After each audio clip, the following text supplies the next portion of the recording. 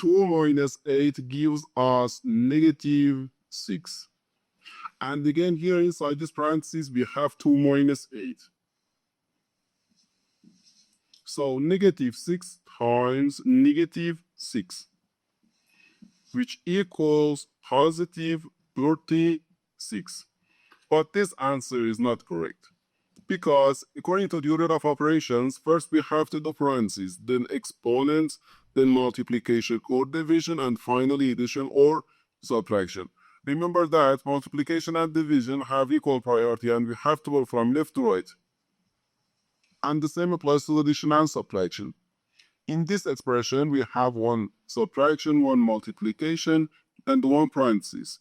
Inside this parenthesis, we have one subtraction.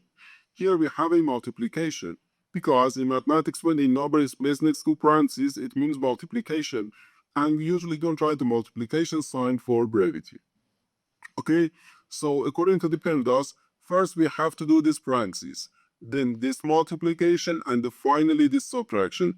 If we do this subtraction before this multiplication or this parentheses, it is wrong.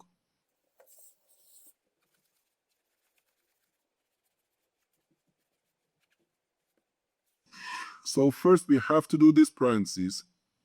Inside this parentheses, we have a 2 minus 8, which equals negative 6. So 2 minus 8, then times negative 6. Now we have one subtraction and one multiplication.